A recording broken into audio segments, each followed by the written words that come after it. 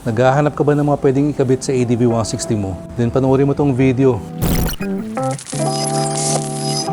Pero take note lang guys ha, basically yung mga nakakabit dito sa ADV natin. Kung hanap nyo yung mga tipong pang show na ADV 160, hindi ito yun ha. Ang priority ko kasi, kung nagkakabit ng accessories is yung magdadagdag ng safety and comfort. Pero syempre meron pa rin naman yung mga magdadagdag ng forma. Kaya tara, umpisahan na natin guys. Unahin ko na dito sa Batman windshield natin. Gawa to sa bakal guys ha. Pero very lightweight yan and wala kang maririnig na rattle pag nakakabit na. Teka, pakita ko sa inyo. Usually kasi malakas ang vibration nitong ADV pag bagong start. Tapos naka-center stand pa. Pero tingnan nyo guys, walang alog. Very stable and wala kang maririnig na rattle. Ito guys, i-rev natin ng konti. Kaya kung gusto nyo maging sporty yung look ng ADV 160 nyo, strongly recommended ko itong Batman windshield. And sa mga matagal na nakasubaybay sa atin, for sure alam nyo na itong kasunod. Ito yung foldable na winglet side mirror natin. And for me, isa talaga ito sa best na kinabit ko dito kay ADV. Sobrang naangasan talaga ako sa look pag ito yung gamit eh. For me, bumagay sa lines ng ADV 160 and mas naging aggressive yung itsura. And sa mga nagtatanong kung tumutupi ba ito pag high speed, don't worry, hindi tumutupi yan. Kasi may hinge naman dito, yan may bolt to. Kung sakaling tumupi, higpitan nyo lang. Pero reminder lang pala guys, i-fold nyo lang to pag nasa parking kayo. Pero pag nasa public roads kayo, dapat naka-fold up lagi yan.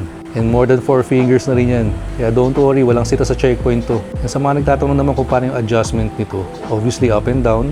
And yung left to right naman, i-adjust nyo na bago nyo higpitan yung bolt. So siguraduhin yung tama na yung angulo bago nyo higpitan. And pag ito yung gamit ko, talagang malaki yung kita mo sa likod. Ayan guys, so malawak and malaki yung kita mo. Eh nandito na rin lang tayo. I-next na natin yung katabi. Ito guys yung brake oil cover. Gusto ko rin tong upgrade na to. Kasi ito yung accessory na lagi mo nakikita eh. Kung nasa harap mo lagi ito yung nagmumotor ka. Yung stock kasi nito, flat lang eh. Medyo boring ang dating. At tingnan nyo naman. Dagdag angas and forma pag meron ka nito.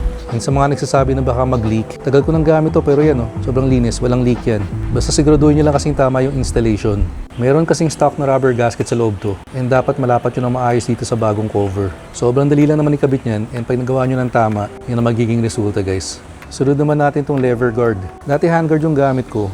Pero pinalitan ko nito recently. Mas naging mukhang sporty, pero nipis lang eh, no? So baka matanong nyo, para saan ba yan? Actually, sa MotoGP bikes ko nakikita to. And ang reason kung ba't nagkakabit sila is para hindi accidentally ma-press or magalaw tong brake pag nagkakagit-gitan sa karera. Kasi di ba sa MotoGP magkakadikit sila dun? Pero for us, since hindi naman tayo kumakarera, purely forma lang to. Ang dagdag angas lang. Pero effective naman, di ba?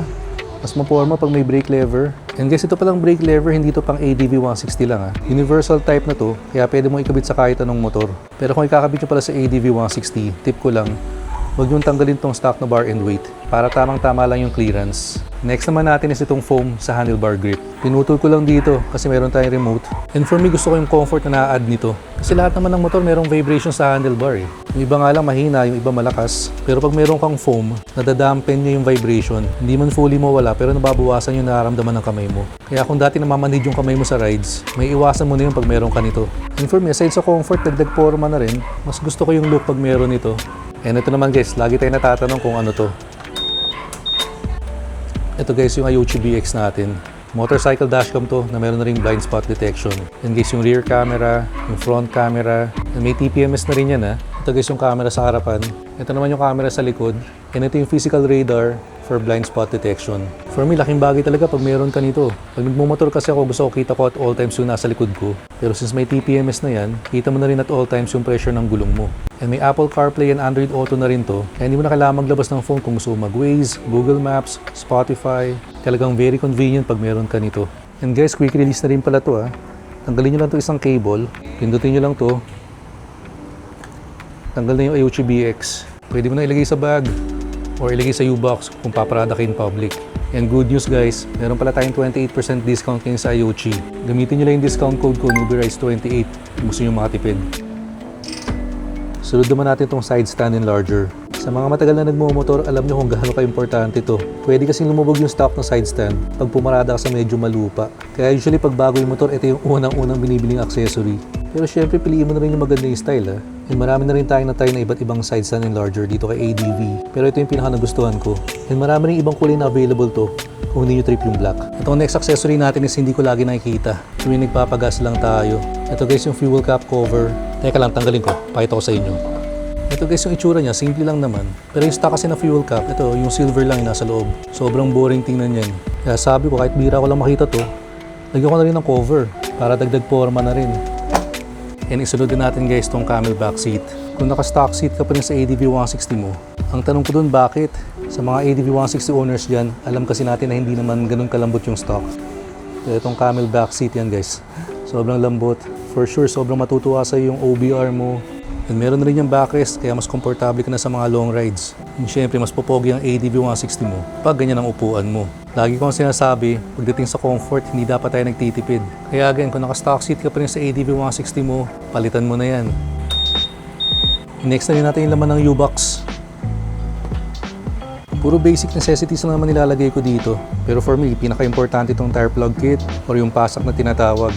Never kasi ako gumamit ng tire sealant. Nakakawala raw kasi ng balance ng gulong yun. And minsan hindi pa accurate yung pressure. Kaya ever since nagkaroon ako ng motor, lagi ako meron nito kahit sa Z9. Pero syempre dapat may ka-partner din to. Kasi kung nabutasan ka ng gulong, after mong pasakan, kailangan meron kang panghangin. Kaya dito naman papasok yung air pump natin. Gusto ko dito maliit lang, very portable. Hindi siya gaano kumakain ng space sa U-Box. Pero anytime kailangan ko maghangin ng gulong, hindi ko na kailangan maghanap ng gas station. Ito yung dapat meron kayong laging baon talaga sa motor. Yung iba dito, basic tools na lang. May pliers tayo dito, screwdriver, mga wrench. And meron din tayong socket set dito. And kumpleto rin tayo ng size ng Allen wrench. Yan yung mga tools na lagi mo kailangan pag may motor ka eh.